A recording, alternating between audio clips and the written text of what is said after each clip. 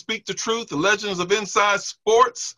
I'm Gary Johnson, your facilitator. We've got Mr. Harold Bell with us, got Mr. Chauncey Dunham, we got our commentator CJ, and we got Mr. Royal Height. Mr. Bell will talk a little bit more about Mr. Royal Height. We want to start off today, September 6th, by showing this great video, Black Lives Matter. So if you bear with me while I share the screen, we are going to watch a little bit of this video, and let's take a look.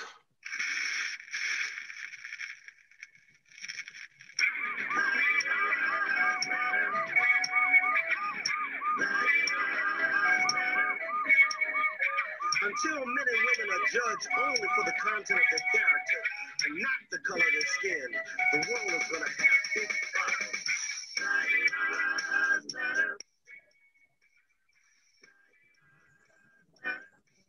It should be obvious to you by now. The world has got to change some way, somehow. This problem's gotten way out of hand. Everybody's on edge now. We've got to take a stand because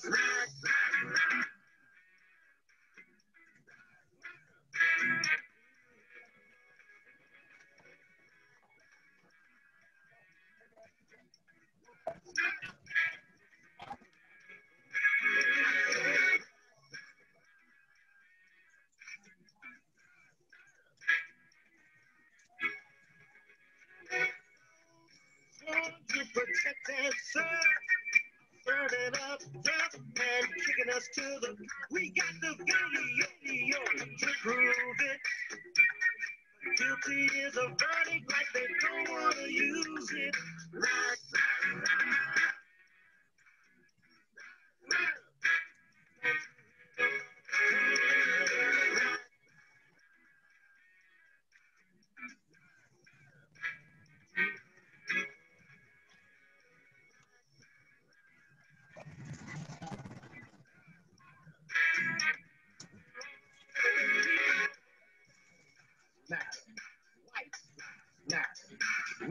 yellow, brown lives matter too.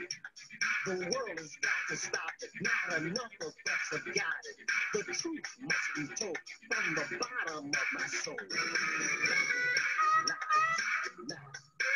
Yes, they do. Don't act like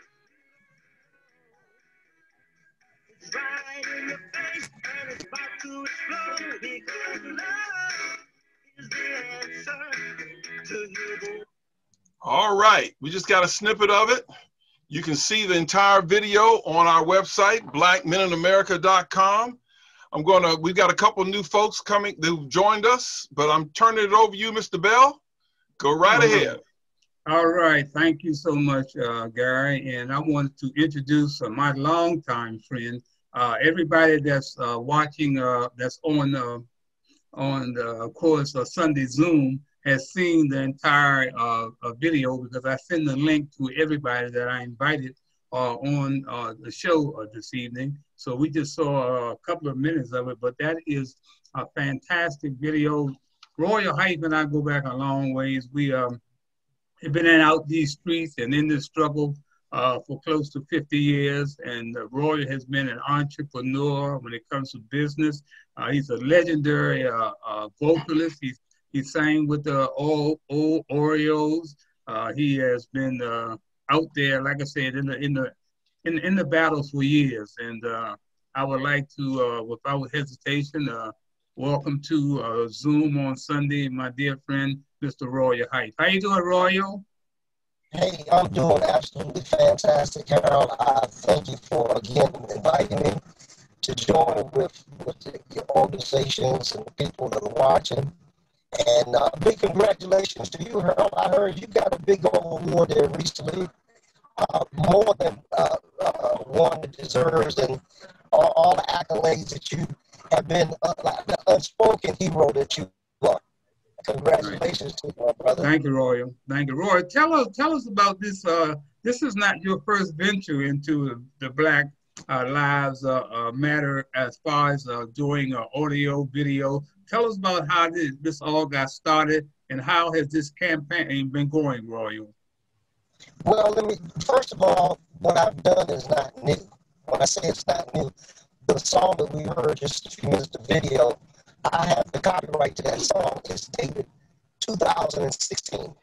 I wrote the song in 2015. When I completed it, we registered with the Copyright Office, and it's been available since 2016. However, as we all know, in the last several months, the heat has gone up many degrees in terms of the tragic deaths of so many blacks. And there was a big demand for me to re-release the song, not only to re-release the song, but also to provide a video along with it, which I've done. And already I've gotten calls from all kinds of places, all kinds of responses. And we are promoting it as the world theme song anthem because we feel it answers a very necessary question. We don't have a theme song for the entire Black Lives Matter cause, a rally song that we can stand up for because it has the content that connects all the hearts and minds together about what's been going on. So that's what we're doing, and that's the need that we feel, and we just feel like with everybody just joining in, sharing it, passing it on, listen to the words. That's all I ask. You might not like my singing, you might not like the music, but check out the lyrics. I'm going to tell you, it was truly an inspiration from God. It was a fantastic video, so I'll let somebody else take over and ask some questions about it. Go ahead. Yeah, this is Reggie Howe. Hope you can hear me okay. Hey, Reggie. All right, gentlemen, peace and blessing to the Nazarenes in the room. 2 points, sir. Number one, sir, first of all, it's an honor and pleasure to meet you, Roy. What was your thoughts about in the year 2020 that we're fighting the same battles of 1940, 50, and 60s in the follow-up, if I may? My personal thoughts is that this is a never-ending battle if the problem is never addressed. The problem has always been that, if you don't recognize, first of all, that it is a problem, you don't work on solving it. And for too many people, like I say in the song, we've acted like it wasn't there. Too many people actually, because maybe they didn't feel personally victimized and everything. They felt that some people were overreacting, that it wasn't really true. And now with the advent of all the technical things, the videos that are available, people have now had a chance to witness for themselves the cruelty, the merciless killings of individuals. And it's right in your face. Like I said, so you can't deny it when you see a police with his knee on somebody's neck or somebody gaping for air saying, I can't breathe. And we get to witness it firsthand. And I think that has changed the hearts and minds for a lot of people so that now I hope we will finally address the root causes of this, the hatred, the way many people have been taught to dislike others simply for the color of their skin, not considering the content of their character. And that goes for all races. So I think that was my motivation because I felt it, I lived it, I saw it, and I witnessed it. So it was easy, it was in my heart. And the Bible says out of the abundance of the heart, the mouth speaks. So I consider what I did, it was just an overflow of how I truly felt. And one quick follow-up. How important, in your opinion, imagery be the image of the late ancestor, the Black Panther, Chadwick Boseman, and also even Muhammad Ali, when in the 60s, Muhammad Ali said, ain't no Viet Cong call me an N-word, and I'm not going to fight. And we see now Captain Bone Spurs make disparaging remarks about the military. That's my final question, sir. Well, again, like I said, we have, unfortunately, under-recognized so many, not only actors, singers, go down the list, athletes, people of color have been considered by too many second-rate, undeserving of accolades, and really not even recognized for their talents and abilities. This is a systemic problem that goes back all the way to slavery. This is not brand new. However, the issue now is, like I said earlier, it's right in your face. So to have actors like Chadwick Boseman, to have more or less a peer in Muhammad Ali, who stood up and spoke against the racism that existed in the military and was really traveling around the world. But again, for too long, people have closed their eyes, put their fingers in their ears, and tried to act like it wasn't there. And it's been a very slow process. Yes, we've seen some change, but you can tell we're not all the way there anytime we have a president in the White House who can say that neo-Nazis are good people. You know, it's something wrong. Something is foul. It's a dead rat somewhere. And I think a lot of now we smell it. We know it's there. And we can't act no longer like the pink elephant is not in the room because he's right there. We need to address and solve those problems. And it begins with learning to love not only ourselves, but to love each other. Let me remind people when you mentioned Chaz Boseman, we remind folks that Royal is a graduate of Howard University. He was in the medical field, so he's just a guy that just came out of the woods. Royal has been out there. He's well educated, and he's always been about reaching back and helping the people. Chauncey, you got something you want to ask Royal? I missed a lot of it. My mic went out. I'll catch me on the back end. Hey Harold, I got a question, Harold. Okay. Hey, this is Darnell Bethel. Hey Doc, how you doing? Man, how you doing? All right. Hey, look, man, I got a question for my man Royal. Good Techite brother. Hey, Royal, let me ask you, man. What's your thoughts on these groups that seem to be co-opting the Black Lives Matter mantra and giving it a different slant, and people coming in kind of, not really representing the movement itself, but their own particular interests, and how that's played back and forth in the media. You see this Antifa and all this other stuff. So I'm glad your song is copyrighted, number one. But what's your thoughts on this co-opting of the Black Lives Matter movement? Well, much like we all know, we can go back, let's go back just as recent as Martin Luther King.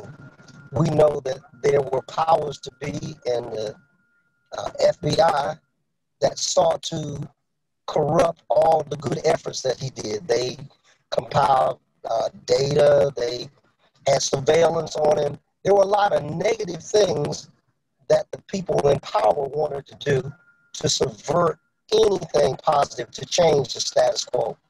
And I think it's the same thing. It's no different. However, if you look at it, you have diversive entities sometimes on all spectrum. I mean, my thought, and this is me, I'm speaking for me, I can't speak for nobody else. There are good people of all colors. Okay? Yeah. Some people don't agree with it. They think that the problem is just white people. No, it's not. It's people that don't have their hearts and minds together, and that's of any race. Right. So you got some blacks themselves who have hidden agendas. If you give them enough money, they'll go to the White House. Okay? We've seen that. Okay? So again, like I said, so we fight these problems from within and from without. So that's why I chose in this entire production, I've not accepted any money from any organizations. And everything you saw, I financed personally. Blood, sweat, and tears, and encouragement from friends like Harold and other people who've been there for me when I was struggling, trying to come up with enough money to make all of this happen. And that's why it's taken me 4 years to get to this point. However, there are enough people with intelligence who recognize this and can see beyond the minutia, and they look at the real problem and say, wait a minute, it's just as bad for a brother to kill a brother as it is for a brother to lose his life at the hand of a white man. Yeah. Both of them, according to my Bible, are murder. And I see both of them being problems that we need to identify and solve. That's it. Yeah. We'd like to welcome the Dr. Donnell Bethel. Dr. Bethel is a native Washingtonian. He's down in Raleigh, North Carolina. He just retired from Shore University. St. Aug. St. Aug, I'm sorry. I did a mix-up. Just retired from St. Aug University. We used to like to try to beat them. and Doc is one of my kids, man, from back in the day. I'm so proud of him. I'm so proud that he's here taking part in this really important conversation with us. Yeah. Chauncey, are you ready to go now, Chauncey? I just text Gary to see if my mic was working, because it's showing me I'm having problems. Roy, let me ask you a question. You did copyright that? The copyright on my 2016. Okay. 2016. And this, my motivation for writing was after we witnessed Trayvon Martin's murder. And that was part of the, I guess, the stimulus that gave me the impetus to write this song. That was back in 2015. And unfortunately, we witnessed that the murders and open foul play against brothers and sisters has increased. Or if not increased, we witness it now firsthand because of the video footage and all the things, that the body cameras that the police are now in some places required to wear. So it's right in the open. And I think if it weren't for that technology, we still would be dragging behind the problem. But now other people of other colors who have a social conscience, who have good hearts, have witnessed it for themselves and say, wait a minute, they're not just complaining and raising hell. They really have a legitimate claim, and that's what it's all about.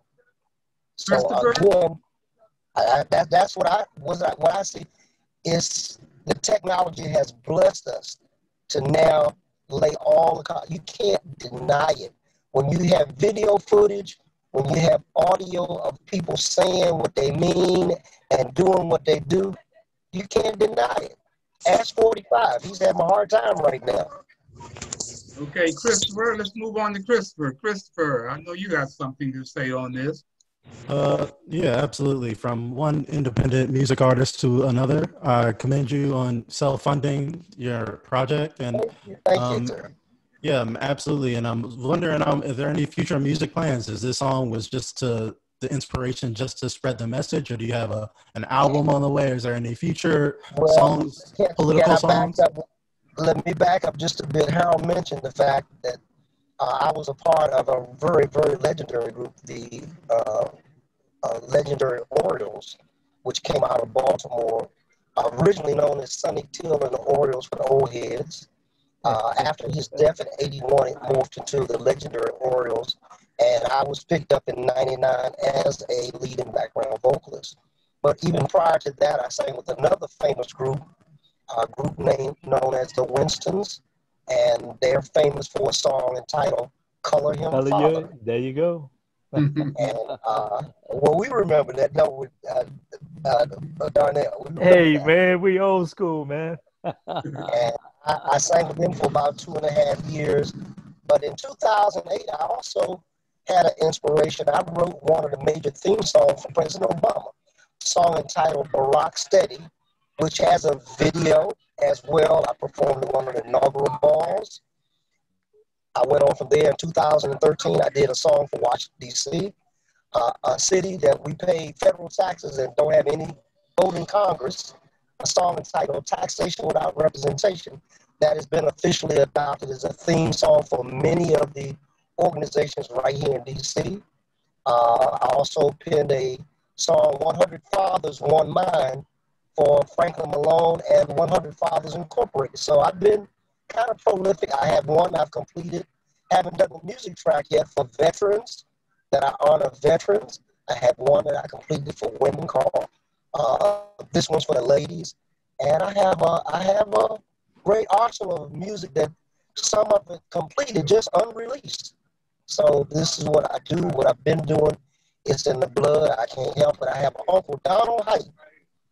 Go back and check James Brown and the Famous Flames. He's one of the original Flames, Donald Height.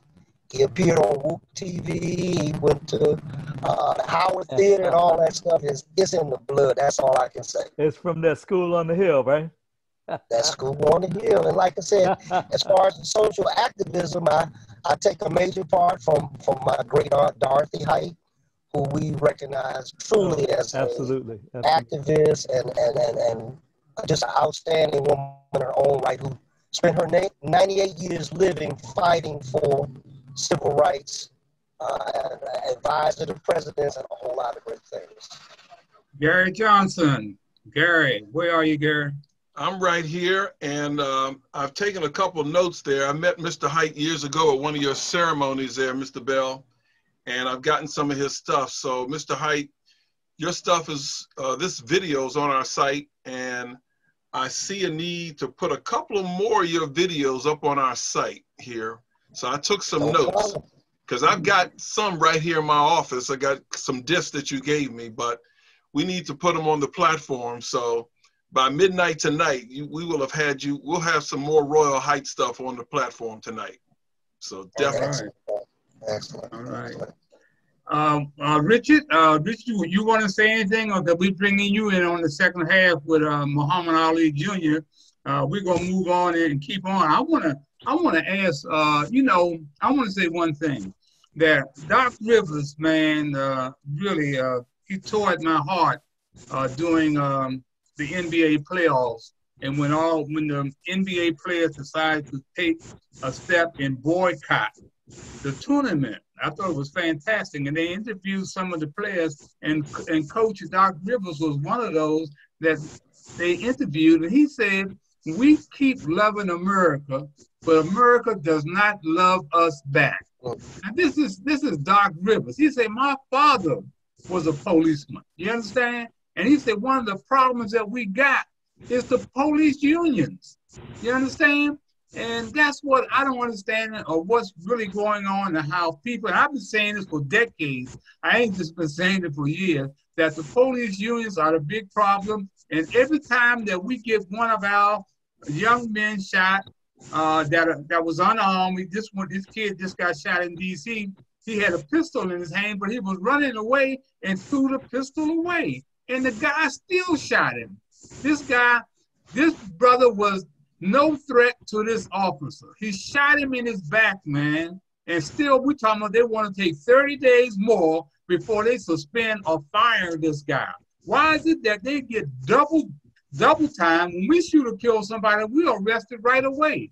We're talking about limited immunity. We got to cut that loose, man. We got to hold these politicians are responsible for what's going on around us, man. They took another young life, 18 years old, and then just a couple of weeks ago, another 17-year-old was killed over in Southeast when they knew they were not supposed to be out there, supposed to be distancing themselves. The police were called starting at 9 o'clock, didn't get there till midnight until everything was in chaos, man. So we got a big problem. I'd like somebody to address that. Why is it that we keep allowing this to happen? This is cycling over and over again, and these cops keep walking, and these politicians are partly responsible. Somebody deal with that. I think it's what you said. It's the politicians that aren't accountable, as you said. That's why people are in the streets. The cops have showed that they would rather double down on police brutality at the police brutality protest rather than actually change the way that they address policing and the fact that it's just a culture in America of our police being extremely trigger happy. Like other places in the world, their police don't kill their citizens at that rate. And we jail more people than anywhere else in the world. So if mass incarceration stopped crime, America would be the safest place on earth. It'd be a utopia, but it's not. There's still lots of problems. There's still lots of unrest.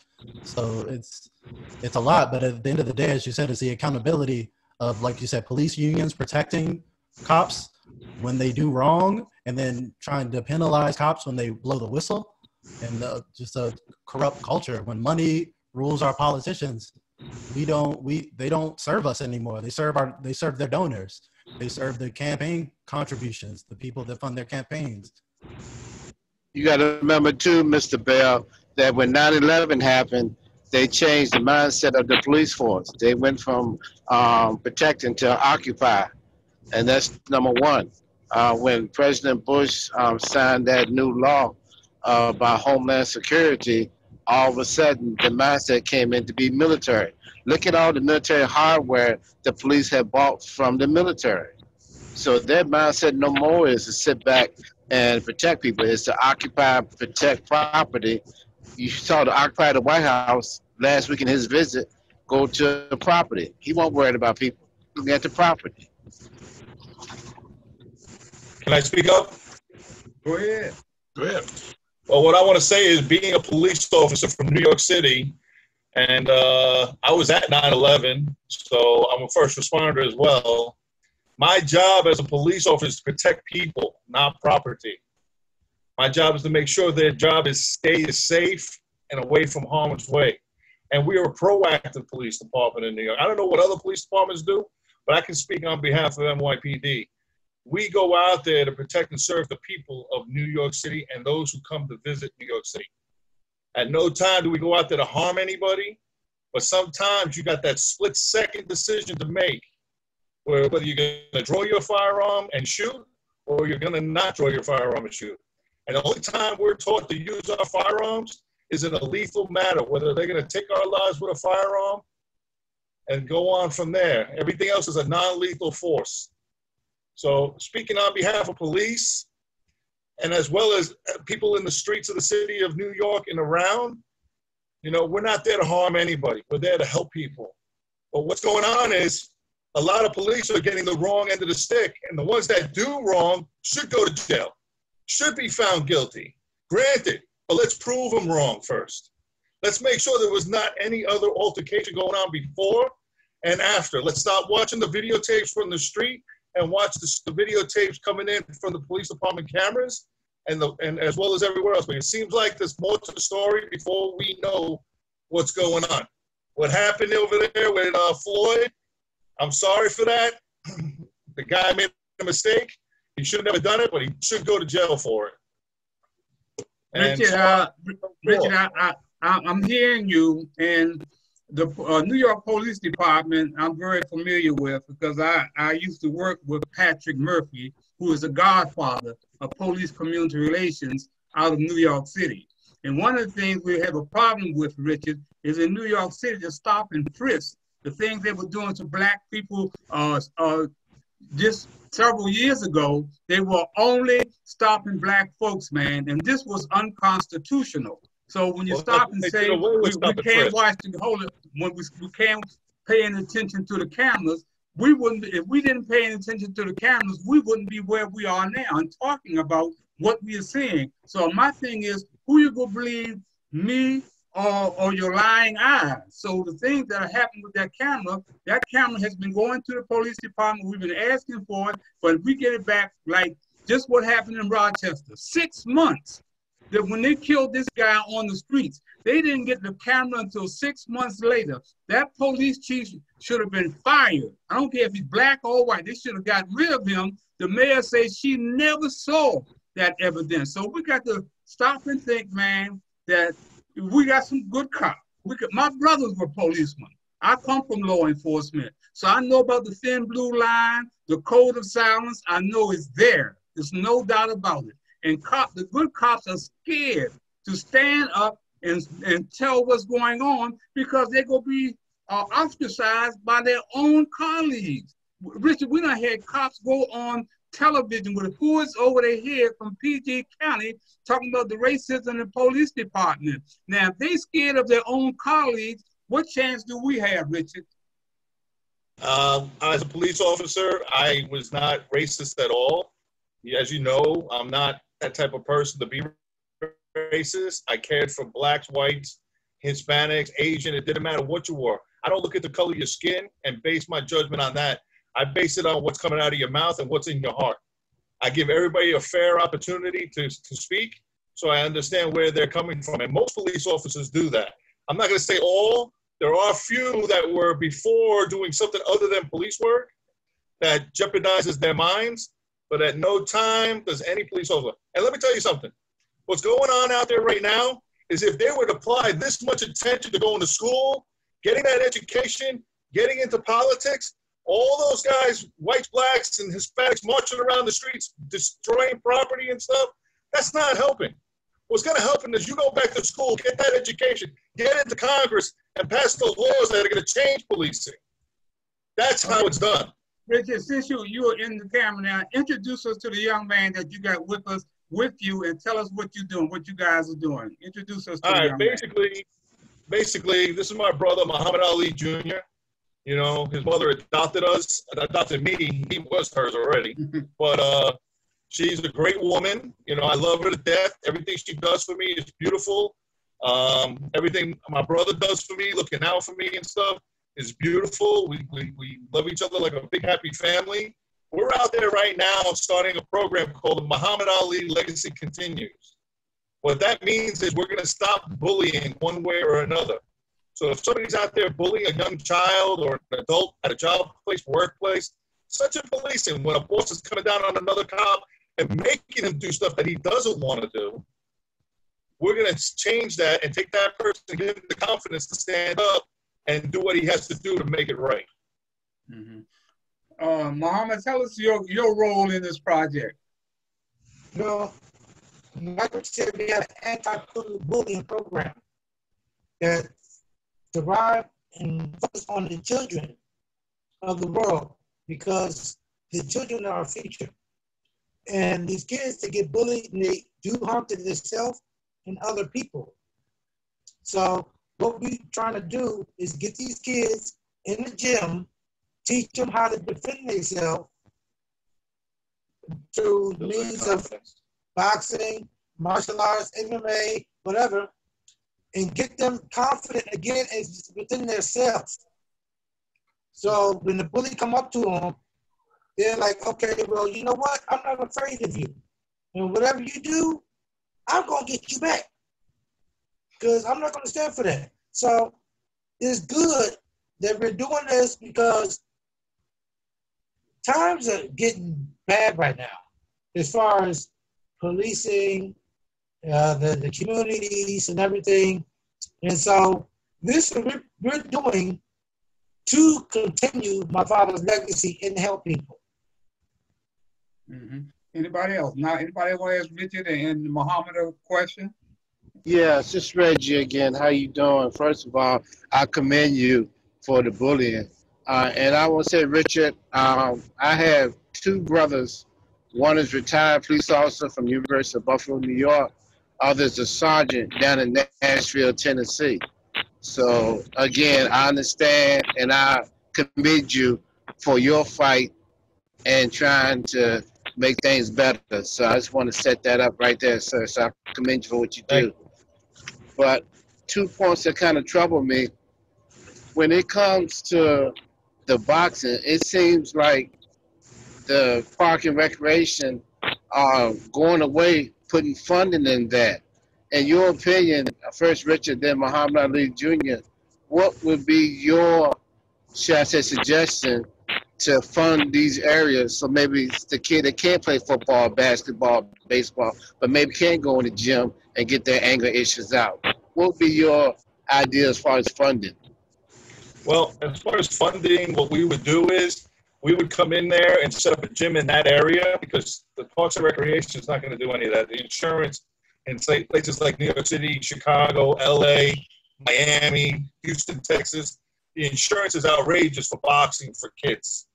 So you're not going to get that type of funding from the government, because right now they're allocating all that to other areas, which they say they don't have any extra. So what we're doing is get private funding. We're setting up a place in Petersburg, Virginia right now. In November, we're supposed to take over a school in Petersburg, Virginia, and turn it into a boxing camp and training facility to rebuild the confidence in children who are being bullied.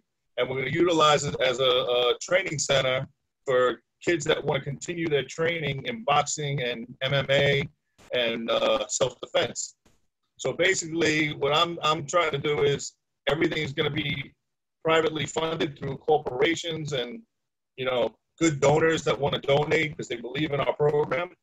And I see kids in the future in every state. Right now, we're concentrating in the United States. We can't worry about outside of here right now, because right now we've got a lot of stuff going on here at home, and it's very troubling what's going on. And these kids need to vent. They need to open up and feel the health of boxing or karate, and have, like, they want to have meaning in their life now. And that's what we want to give them. Well, just a follow-up. I'm from Richmond, Virginia, so hopefully we can get together. I know a couple of politicians, and a couple of TV people. So I'll get information from Mr. Bell, and next time you're in Petersburg, yeah, we're going to try to get together. Right on the close situation, because out of all my life, I never had a problem with a police officer. I never had police brutality put on me. Maybe because I'm Muhammad Ali son, maybe not. But I never came across a policeman that was harmful to me. He always tried to help me out. Now, these police officers don't even know who the hell I am.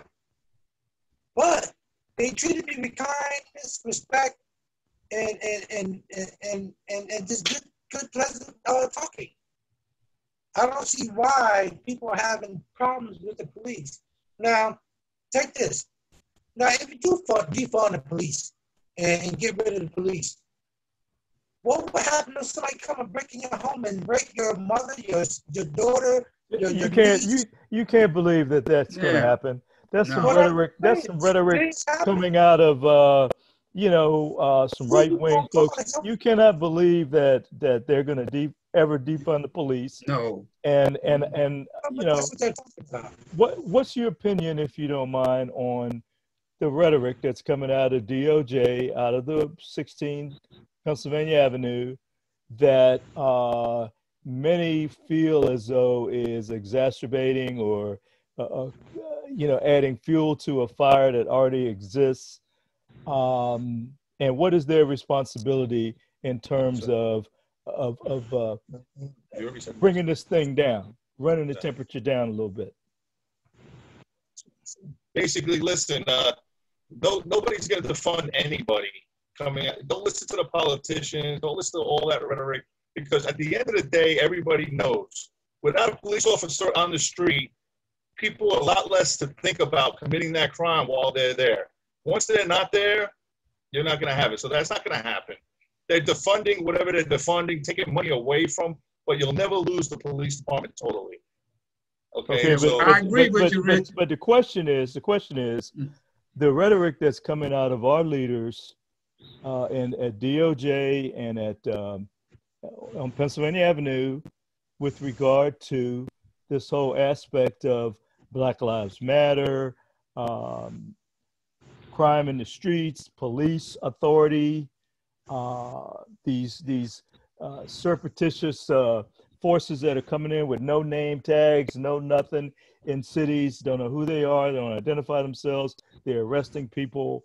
What's all of that? And I'd like Mr. Ali to answer. Yeah. Number one, you got people coming into the areas that's being looted and people being shot and killed. These people are not from these areas. They're from somewhere else. So they're doing damage to people's property that they don't even belong to. Number two, you got good, bad people in every situation. You got good police, you got bad police.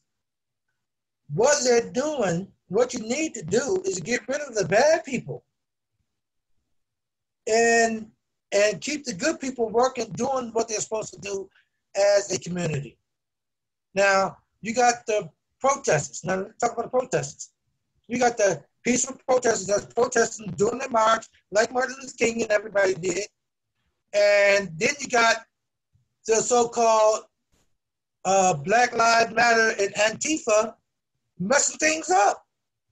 So we need to get rid of the bad people, because people don't realize, black people don't realize that before we were slaves, we was kings and queens.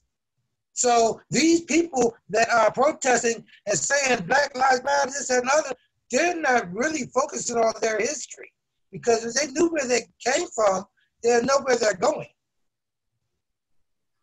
Yeah, we agree with that. Not taught to school anymore. Yeah. Well, one of the things while we're on this police issue, I don't think there's nobody in this area where I live in the DMV has spent more time trying to bring youth gangs and police from the streets together. I've had numerous police forums. I've had police youth gang relationships with like Patrick Murphy when he came here in 1967. So police community relation and police, that's nothing new. But what I found out when I have these forums, white cops never show up. And those are the ones that need to be there. I mean, I got it on tape, man. But white cops never show up. Now they're doing something in Chicago called We're All in the Same Boat. And they've got some of these gang members hooking up with the police department. And I see white cops are being involved. But everybody has to be involved. It just doesn't have to be black cops. It has to be everyone. And that's the problem, man. We all got to come together and say we all in the boat and show that we all in the boat together. I agree. We all need to come together. True. We all need to put our effort in. It doesn't matter what race we are. It doesn't matter. We all as a human race have to come together, become one. I believe that the union should be one union for every police department and every police officer in the city and the country. All should be the same union. Then we have the guidelines set forth for every police officer. We have the training set up for each police officer. So we know what they're trained to do. And in the community should be able to interact too. And interact with the police department and do some type of training and go out there and do civilian controls. We don't do that anymore. We should be doing that. We should be interacting with what happened to auxiliary policing? What happened to community policing? What happened to the community going out there and with a radio on a Friday, Saturday night when it's really hot out there and people are going to be jumping off and radio in, hey, 10-1, 10-1, 10-2, 10-2, 10-3, start yelling out codes saying, hey, 10-10 shots fired, get over here. Locations. What happened to those days? Well, you got people that don't want to be rats, don't want to be telling stuff, don't want to be labeled a squeal. But you know what? If people would tell these people what's going on, maybe we can stop all this stuff from happening. But people don't want to tell people what's going on. Probably just keep quiet. Richard, one thing, we're talking to Richard Bloom and, of course, Muhammad Ali Jr. They are coming up with a new program where they're going to be trying to get bullies and this racism that's taking place in our schools. They want to open up these facilities and hope that they can reach a lot of these kids. But one of the things that's happening, Richard, that these police unions, and the history shows it, man, is there, that they have never seen a black man that has gotten shot and killed, that it's all a good shooting. You never hear these unions say, oh man, that was a bad shooting. We got to get rid of this guy. I have never seen that. And I got plenty of stories and actions that shows this, man. I'm with you. There needs to be one union, and they should be integrated with civilians. They all should be one, so they can take an objective view of what's going on in our community. Because what we're seeing now, man, black men and black folks, man, are going to hell in a hurry when it comes to a cop. Well, as a police officer, I believe in one union will set this whole country back on the right track, because that one union will be in control of every police officer in the country. We have to take the children back first. And with that is with the cops that have always get claimed to have a good shoot, Well, some of the time, yeah, okay, it's a good shoot, but it's like a 65-45 type of deal, you know, on the shootings, you know, but it's never 100% the cop is always right, because sometimes you do make mistakes, but sometimes you did the right thing, you know, and it's like 50-50 on that, because you don't know what's going to happen. 50-50 that you're going to make the shot and hurt and kill the person or hurt the person. But, you know, nobody wants to shoot anybody. It's just something that happens in the street.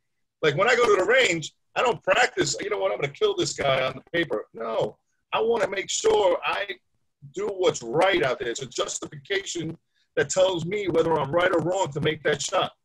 And I had to take that test in order to get my gun. To do that, you need to know what you're going to do beforehand. And sometimes officers seem to prejudge what they're going to do. Hey, if this situation happens, this is what I got to do. And sometimes they don't know how to pull back and go to some other defense. Some of them escalate the problem to do.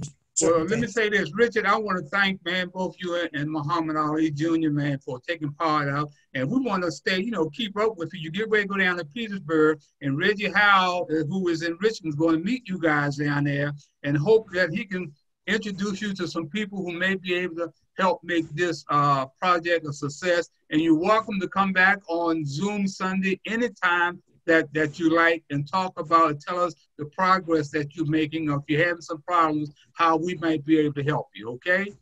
Sounds good, Hal. We appreciate you, brother. Okay, thank you so much. And Reggie, look forward to seeing you, brother. Yeah. Thanks so much, Muhammad. Thank you. Yes, sir. Okay. One thing, as we go out these last few minutes, I want to say, you know, they're talking about Mayor Bowser, who's our mayor in D.C., said we're heading for a race war. I'd like to get some input on that. What you guys think? Do you think we're heading toward a race war? We've been in a race war. This is nothing new. Hey, come on, Mr. Bell. They've already said when President Obama got elected, more neo-Nazi and white supremacists infiltrated the police department than ever before. Yeah. Number two, when this person occupied the White House, the Barry Goldwater Klan served to say, I'm a nationalist. And let's not forget Charlottesville when he said there are great people on both sides. I mean, he's always given, and this man's already received over millions of dollars from Southern Poverty Law Center reported neo-Nazi and white supremacist groups have gave him over $1 million. Wow. What more do you need to see? Right. Anybody else got an opinion? Go ahead, Chauncey. You were trying to get in. Reggie, I think we're already in it. Yeah. A lot of folks say we're already there. That there is a war, going on. And I think what has happened with number 45 at the White House, he has allowed a lot of folks to come out of the closet right there, and they just don't care, man. And like I said, we all should be thinking about one race, and that's the human race, like Richard was saying. We're not going to survive. We're playing right into the hands of the folks in China, in Russia. We're playing right into their hands. They want to see us destroy ourselves within. And if we don't start standing up with programs like this and calling people out by names, we're not going to make any progress, because we got people selling us out, man. We got spooks that are sitting behind the door who are trying to destroy our whole system, man, our whole justice system, you know. So I think that it's going to be a tough road ahead, and we got to move and try to do the right thing, and we got to vote. Like Gary said, we got to go to the polls. But hey, Harold, I'm going to tell you one thing, and it's may rub some people the wrong way, but I just got to say it.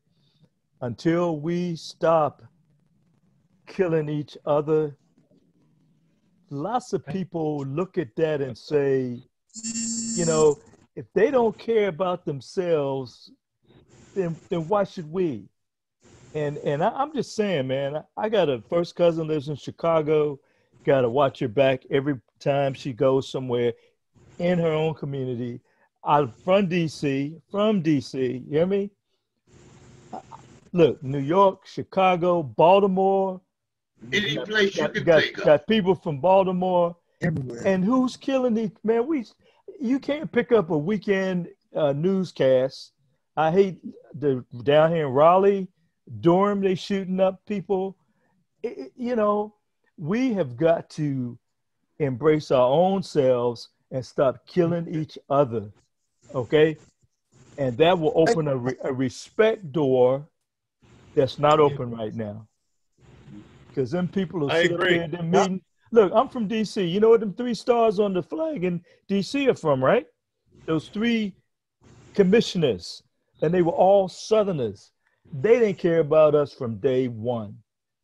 That's why we're not voting in D.C., but that's a whole nother story. The district commissioners, program. That's what those three stars are for. So, man, we got to get ourselves together, particularly in these major cities, and stop the crime and the violence, man. These little kids get shot by random bullets, shots. I mean, down here in Durham, man, Durham might as well be Chicago. Wow. I'm talking about Durham, North Carolina. Right.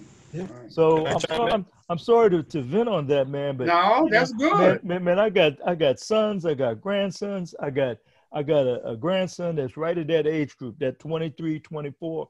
Man, we don't even let him ride the metro in DC, man. Yeah. By itself. I think Richard wanted to chime back in. Go ahead. Go ahead, man. I'm sorry. I just want to say I agree everything you're saying.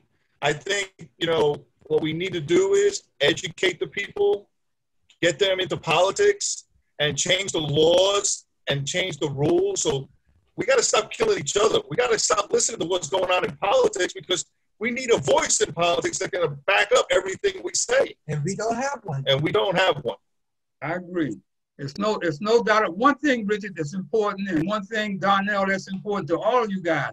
We got to stop allowing these politicians to take time out and spend 30, 40 years in office, and we're in the same situation. They got to come up with 2 terms, man, just like the president. Yeah. Give them 2 terms. They stay around 30, 40 years, become billionaires, millionaires, and then when it's time to help the folks that need help, they go on vacation. People not getting no Social Security. Not getting unemployment checks. They're being evicted, and they're on vacation somewhere. You ain't got no business being on vacation when people are being evicted from their homes, man. There's no way. And these politicians, we got to get rid of them, man. We got to get rid of them. Got to call them out, man. 2 years and out. That's right. Well, I'm with you, Richard. I'm with you. Let's do it. Let's make it happen. Let's vote and get these people out of there, and then change the laws. Let's change the rules. Who can sit in the White House for how long? Who's not doing nothing in Congress? Let's get rid of the do nothing. Get them out of there. Get them out, man. The biggest problem is down there on K Street, Lobbyist Row, man. These folks come in, and these lobbyists get a piece of them, and we all been out in the street, man. You get something on somebody, you use it, and that's the game. That's the game. And they find out weaknesses, and they just exploit it, and they're there. Well, the lobbyists get into Congress. They insert themselves in in the offices of the congressman. There's a book called So Damn Much Money, and it's about how the lobbyists actually go in and write the legislation. The congressmen don't even know what's in the bill. These guys come in and sit in the offices, and they write this stuff just as if they were staff members to the congressman. Wow. Those things get voted on and passed because they're giving tons of money to the campaign, and it's as if they're on the payroll. So they're the ones, we need lobbyists against the lobbyists. That's the only way you're going to turn it around. I'm ready to run.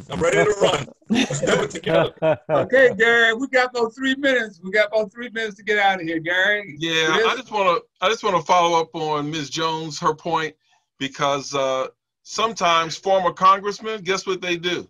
They become lobbyists. It's just a revolving door, and it's not like people don't run. You say people run for office.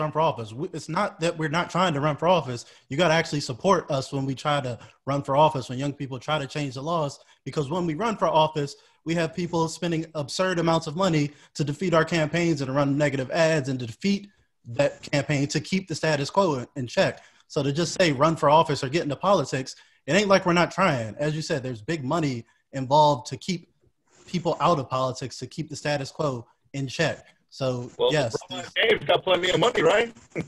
LeBron James should be sponsoring people going into Congress to help out, not supporting people going there destroying property and stuff. Who is he? He's not supporting anyone that's destroying property. So I don't. Okay, guys, we gotta get out of here, man.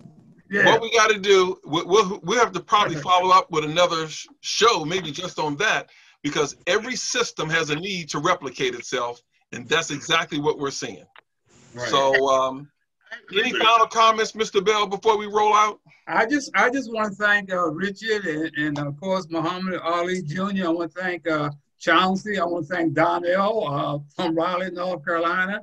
I want to thank Reggie Howell and of course Chris, always on top of things, and everybody that participated and speak the truth. That's what you're going to do. That's what you're going to get on Zoom Sunday. Just speak the truth. And Gary, thank you so much as we get out of here. Gary. All right, folks. Thank you all for having me on. It was a pleasure. Peace, love, and joy, everybody. Good night. All right. Thank you. All right. Check out Black Men in America. We'll have this uploaded probably by tomorrow. You can see the show, and you can see more Royal Hype videos. Hey, Royal, tell Carl and the First Lady hello. All right. This is our show. Good night, everybody. Okay. All right. Good.